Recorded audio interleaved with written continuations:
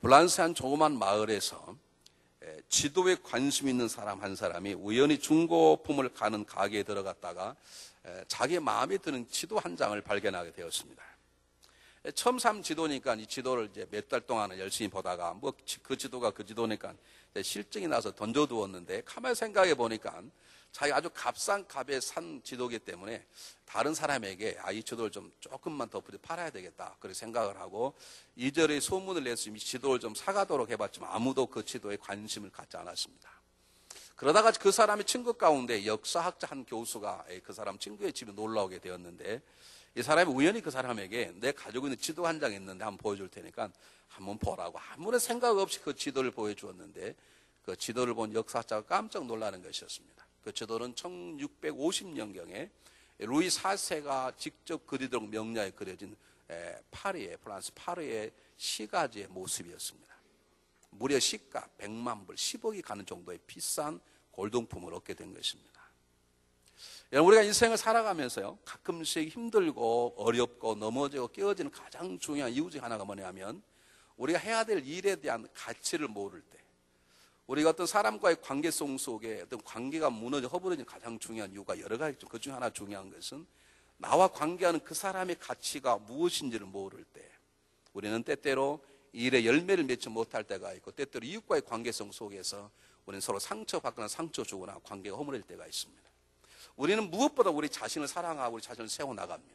우리 건강을 생각하고 우리 믿음이 잘 자라기를 소망하며 살아가는데 그런데 자신을 가꾸는 일에 실패하는 이유 중 하나가 있다 그러면 내가 얼마나 중요한 존재인가를 모르는 데 있습니다. 오늘 성경 본문 우리들에게 하나님께 쓰임받은 두 사람과 하나님의 얘기가 나옵니다. 하나님께서 예수님을 통해서 사울과 아나니아를 사용하시는데 그 쓰임받음이 얼마나 귀중한 것이고 쓰임받는 사람의 가장 중요한 특징이 무엇이고 그리고 지속적으로 쓰임받고 해야 될 길이 무엇인가를 보여주므로 하나님의 마음을 읽을 수가 있는 것입니다. 사랑하는 여러분 아십니까? 우리 그리스도인이라는 것이 얼마나 중요하다는 것을 아신가요? 여러분이 남편이 예수 그리스도를 믿는 하나님의 자녀가 되었다는 하나만 가지고도 우리 다른 걸 다 내놓고 존경할 만한 가치가 있는 존재임을 아십니까? 여러분 아내가 때때로 철이 없고 때때로 넘어지고 쓰러지다 하더라도 그래도 내 아내와 함께 하시는 하나님 그분 한 분만을 보아도 그 아내는 내가 존경할 만하고 사랑할 만하고 함께 살아갈 수 있는 넉넉한 사람을 여러분 아십니까?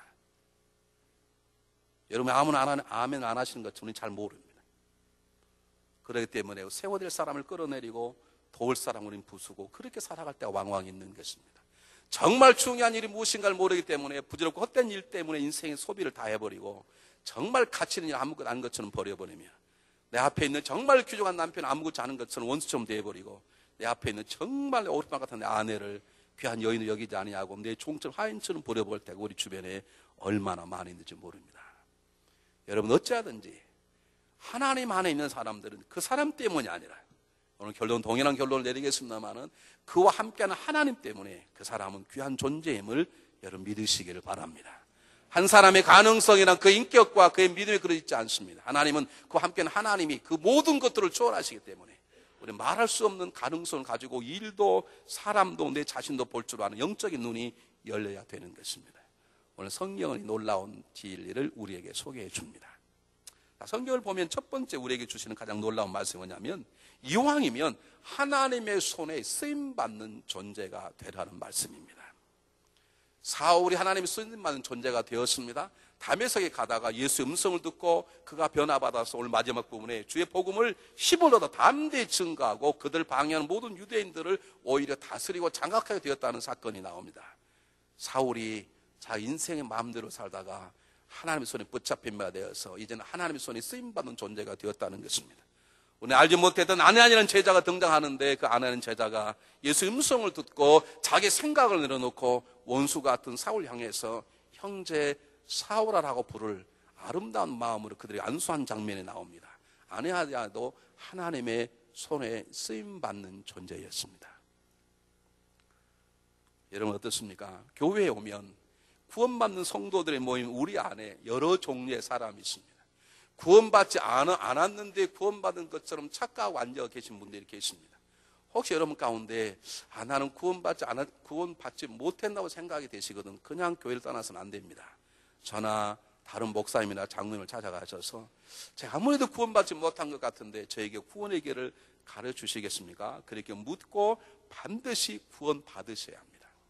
근데 우리 교회 가운데 대부분 다 구원을 받으셨는데 불행하게도 구원은 받았음에도 불구하고 마치 구원받지 않는 사람처럼 자기 인생을 자기 마음대로 살아가 겨우 구원만 얻고 인생의 무대에서 사라지는 사람이 있는가 하면 구원은 분명히 받았는데 철없는 어린아이처럼 문제아처럼 하나님의 마음을 쓰게 하고 하나님의 마음을 아프게 하다가 인생을 살아가는 사람이 있는가 하면 구원 받았을 뿐만 아니라 하나님의 손에 붙잡힌 바 되어서 오늘 성경에 등장하는 사울과 아내아처럼 하나님의 한 역사 가운데 한 페이지를 장식할 만큼 쓰임받는 존재가 있습니다.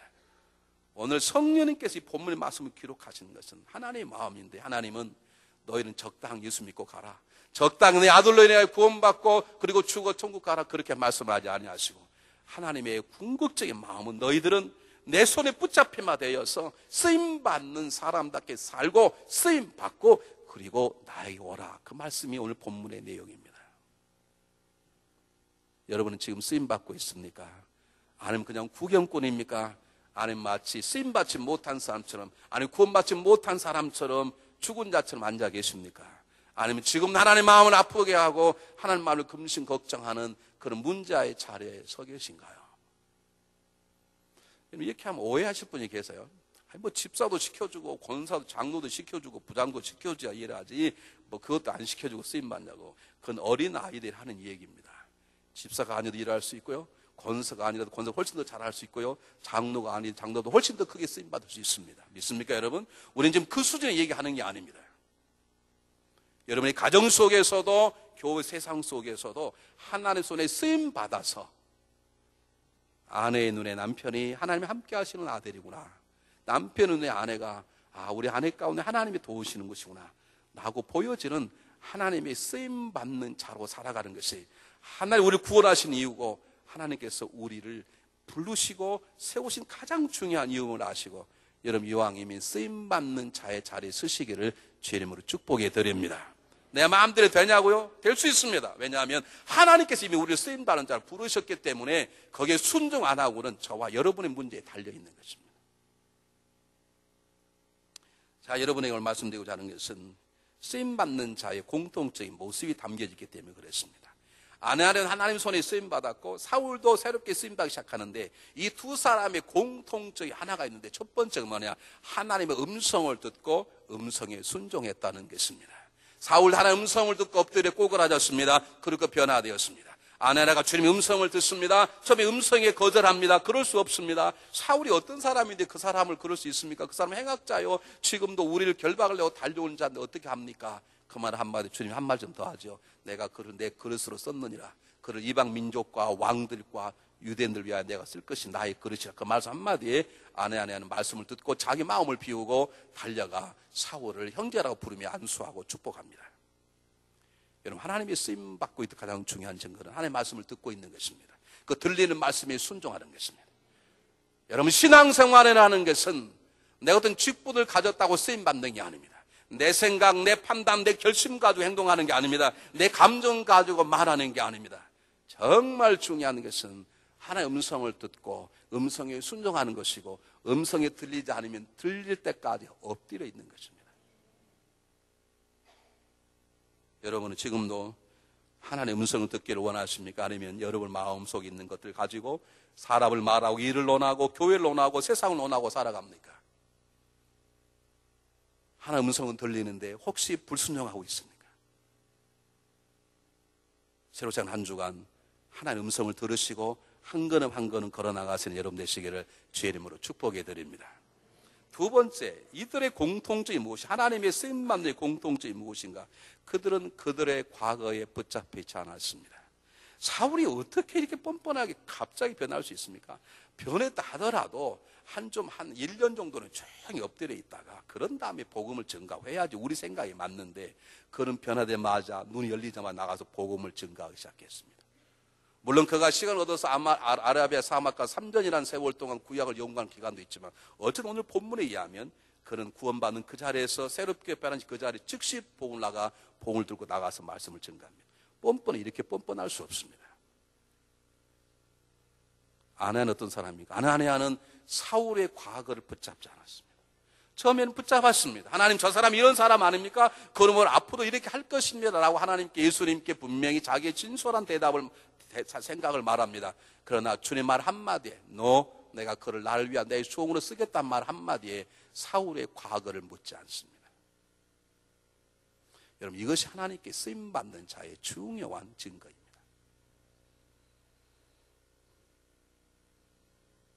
저는 이렇게 부부싸움 하는 경우는 잘 안 봤어요. 목사님, 제가 우리 남편을 시비를 거는 건 이렇게 갔다가 우리 남편이 50세에 죽게 될 것이고, 그다음에 60세 나도 깡통 찰 것이고, 그랬더니 할 수 없이 시비 겁니다. 이런 분은 별로 안 계시고요. 그거 옛날에 이랬다는 것이. 10년 전에 이랬다는 것이. 야, 어떤 분은 날짜까지 정확히 몇 월 며칠 날 저를 이렇게 했습니다.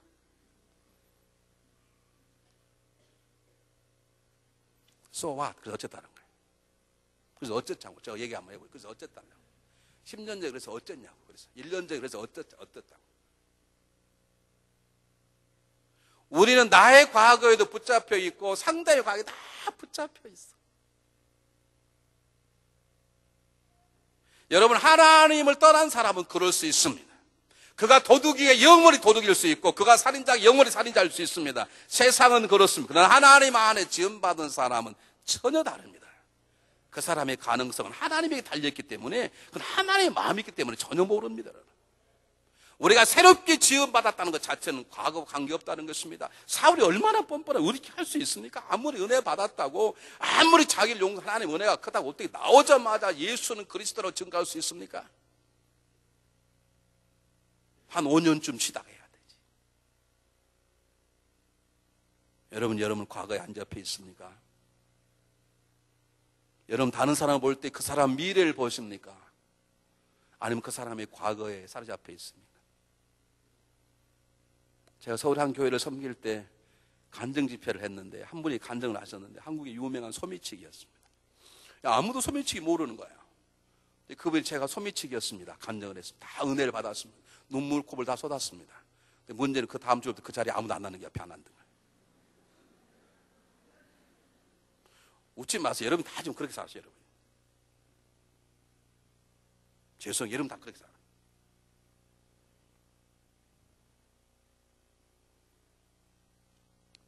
여러분 정말 하나님께 쓰임받기 원하십니까? 과거로부터 자유하십시오. 이 말은 내가 어떤 사람이었던지 그걸 무시한다는 것만은 아닙니다. 사울이 자기의 죄된 모습을 잊어본 적이 없습니다. 그러나 그것 때문에 마음의 상처나 열등감이나 죄책감의 노예가 되지 않았다는 것입니다. 아나니아가 사울의 과거를 모르는 게 아닙니다. 지워버린 게 아닙니다. 그건 행악자라고 합니다. 그러나 그것 때문에 그의 마음이 이 원수 사울아, 그렇기도 하지 않았습니다. 저가 적은 믿음의 사람한테 가가지고 이 왼수야, 너 복받은 줄 알아, 너. 그렇게 돼서, 그런데 그의 마음이 형제라고 바뀐 것은 하나님에게 쓰임받는 사람의 탁월성입니다.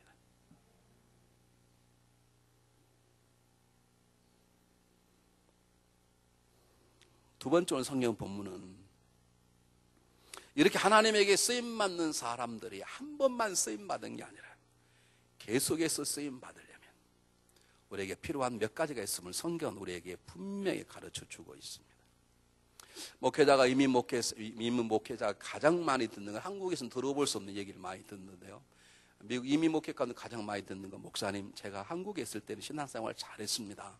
제가 여성교 회장을 몇 년 동안 충성했고요, 제가 남성교 회장을 했고요, 제가 날마다 전도했고, 그런데 이민 와가지고 살다 보니까 이렇게 어렵습니다. 그렇게 말합니다. 예전에 경험했다는 거, 예전에 성령 충만했다는 것이죠. 예전에 정말로 봉사 잘했다는 거죠. 그 이민생활 하다 보니까 내가 시집 와서 남편을 잘못 만나 보니까, 내가 아내를 잘못 만났기 때문에, 내가 이민생활 하다 보니까 자불투격 일하다 보니까 다 떨어졌다는 것이죠. 그것 이해할 수 있습니다. 그러나 여러분 기억하시기 바랍니다. 하나님께 쓰임받는 사람은 상황과 관계없이 다음 같은 일들을 집요하게 할 줄 알으셔야 합니다. 여러분이 정말로 하나님의 사람으로 부름받은 사람들에게 살려면 상황이 어찌하든, 내가 어느 곳에 살든 관계없이 하나님은 그곳 사람 이곳 다 동일하기 때문에 여러분이 사울처럼 지속적으로 쓰임받으려면, 사울이 쓰임받았다가 또 버림받고 그러지 않고 한 번 쓰임만 그가 죽는 날까지 쓰임받았던 것처럼 우리 하나님의 부르심에